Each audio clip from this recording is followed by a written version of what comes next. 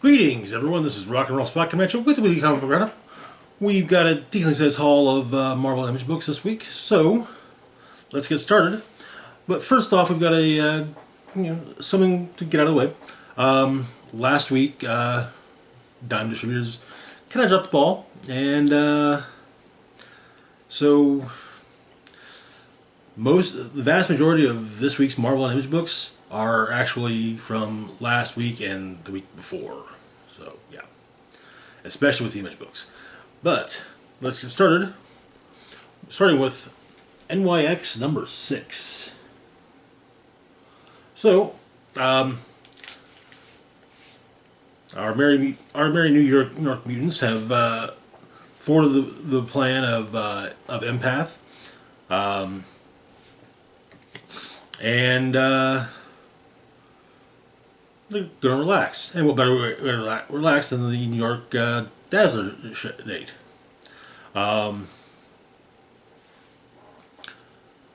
But there are other threats than just Empath and the Krakoan. Namely, Mr. Friend, or as he's more commonly known, Mojo. So, the issue opens. Pre-show, everyone's getting ready, showing up for the Dazzler show, and as they make their way through security, Laura catches a scent.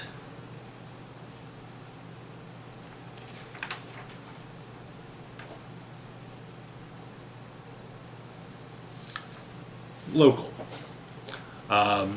whom she met while investigating Mr. Friend. He's a technopath, and he's working with, well, Mojo. But, and so,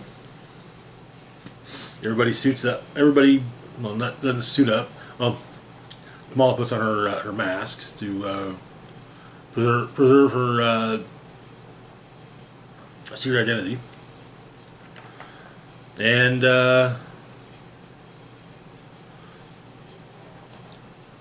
they take on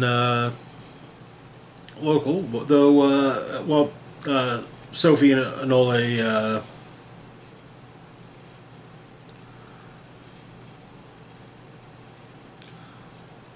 basically are on, as Anole puts it, team useless. They get all the best gigs, but apparently Local is working for Mojo, and trying to basically put a subliminal message into the recording of the show. But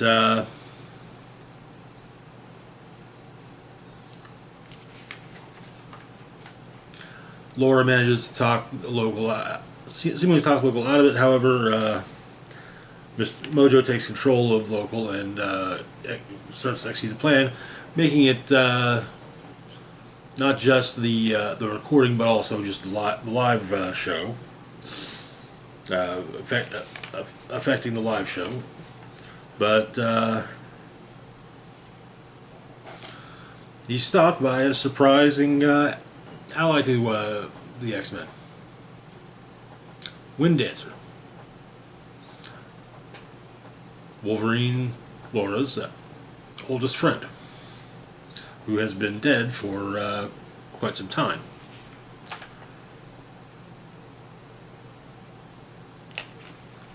But and so we get a happy reunion between Laura and Kaiden,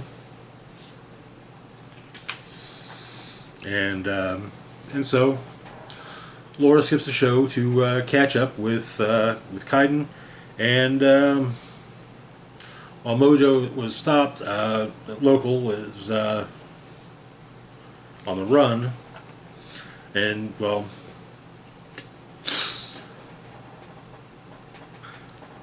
and the issue ends with Mojo basically deciding how he's going to proceed.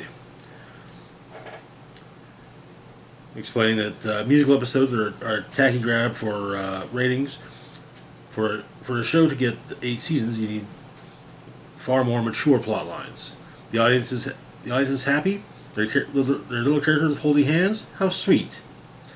Now it's time for them to hurt. That's what Mojo says as the issue ends. I kind of like the fact that Mojo is going to be a continual villain in the in NYX. So, and the way he's going to be portrayed, I'm also kind of digging. He's usually played for laughs, but he can be the concept of Mojo is very sinister. So, yeah, looking forward to seeing how Mr. Friend continues on in NYX. Moving on though to our next book, we've got X-Force number 6. Where we left off, the problem of the fissures had been solved, but at the cost of Surge's life, and Sage quit the team.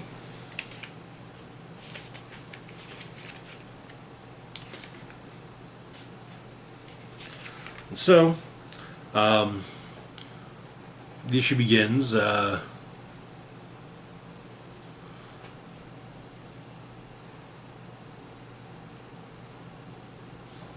with Forge. Basically, the bulk of the issue is Forge is basically doing therapy, holographic therapy with holograms of Mystique and Storm.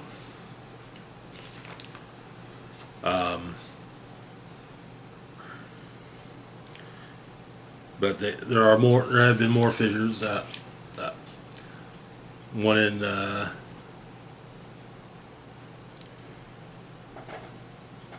Mariana Trench 13 days previously. One in Numidia 9 days previously. One in Tibet 3 days previously. But they are all the remainder of the team managed to basically work together and solve the problems. But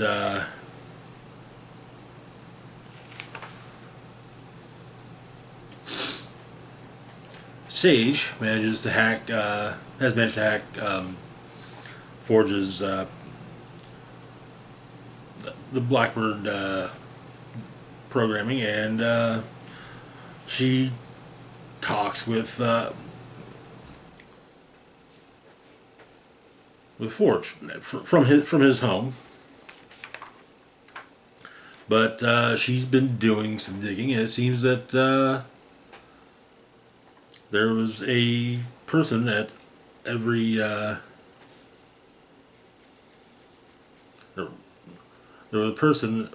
one person was at seemingly all the sites of the fissures. So, and they managed to track her down. She has a they managed to find in the danger room. Find out where she is. She's on a beach, and she manages to hack into the danger room.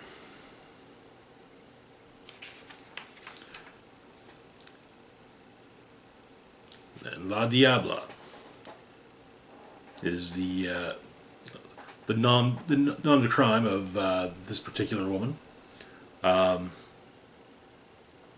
Basically using digital alchemy, I guess. She manages to turn the take control of the holograms in Forge's Danger Room session. And but Sage manages to use her computer-related powers and actually, and for a moment, undo what La Diablo's been doing. However, La Diablo's able to basically remove her from accessing the program further. But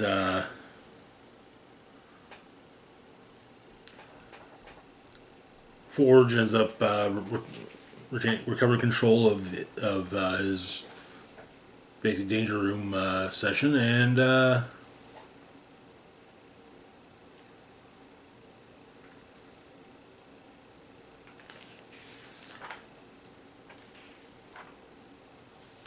least for a moment,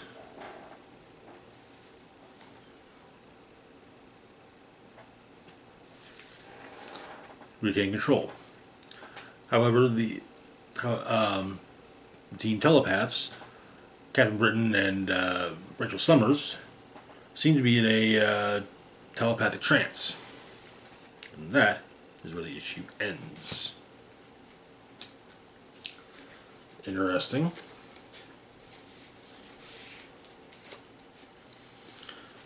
Nice to have a cause for what's been going on, but and I figured Sage's quitting the team would be short-lived at best. Moving on to our last moment, we've got Avengers number 21. So, the Avengers and the X-Men. Never really all that, usually, pretty,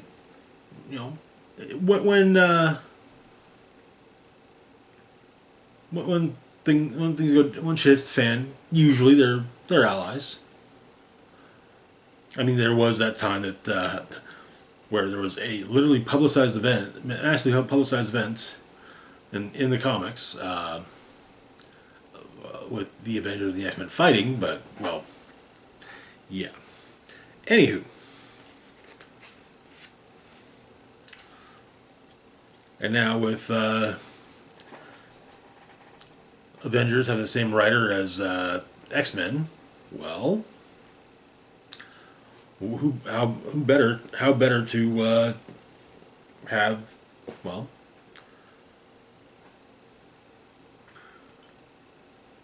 who better to write the meeting of the current Avengers lineup and the current X-Men lineup.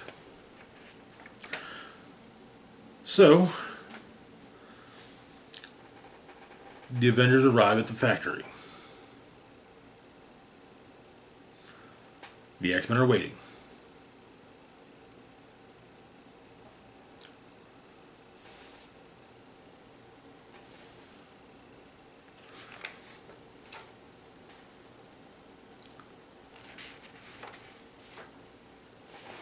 For baseball.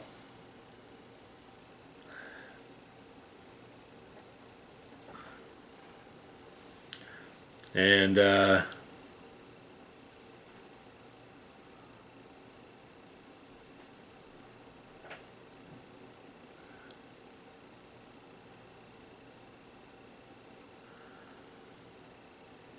so Quinnon is pitching. Apparently Hank is catching.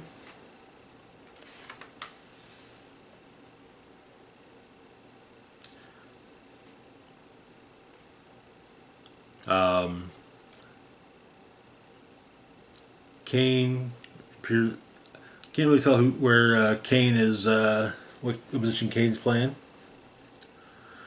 Seems like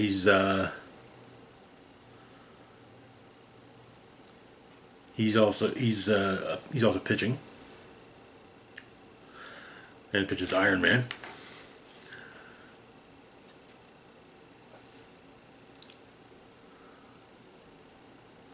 But he Iron Man hits the ball basically out of the park.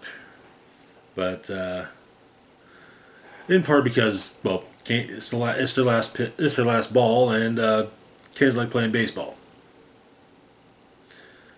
He's hungry and he wants to eat. So,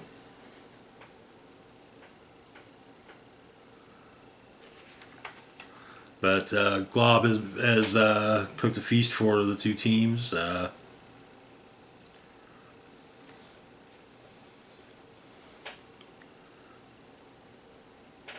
And he gets complimented by both Storm and Iron Man, and Storm even gives him a little kiss on the cheek. So he has a brief celebration in private, but and of course Magneto speaks with his with Wanda as Vision, and they are all on seemingly the same page. But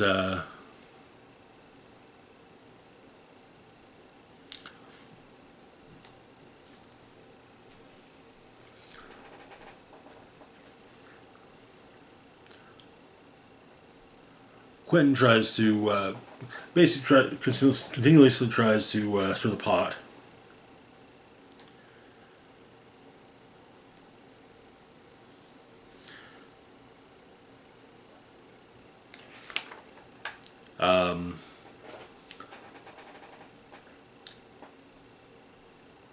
Tony and Hank have a chat, basically with Hank asking, you know, pointing out he was an Avenger, that, him and Tony are friends, or were friends. They are friends. So why didn't the Avengers stop him from, you know, doing what he found out he did in the Krakoan era? But Tony simply says it's because it's somewhere along the way that that the Beast stopped being Tony's friend. None of them knew him anymore. Knew what he was doing.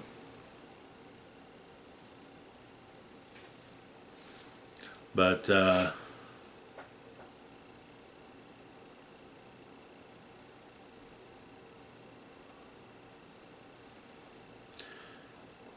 and Tony in the basically a brief manner tries to tries to console Hank, and doesn't think they do the best job. But, however, the basic gist of what Tony says is that, and Tony explains this as well, that Hank's afraid for his future, Hank's afraid of his future for his future, whereas Tony is ashamed of his past. Tony can't change what he's done, but Hank can choose what he does from this point on. So, kind of the lucky one. Then,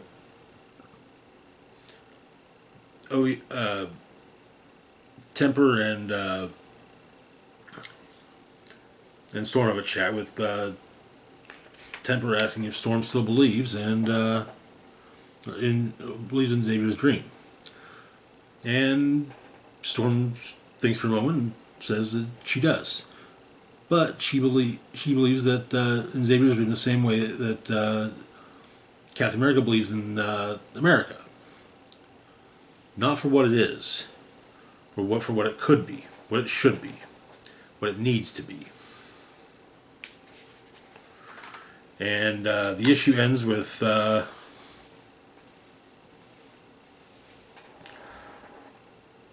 Carol and Scott basically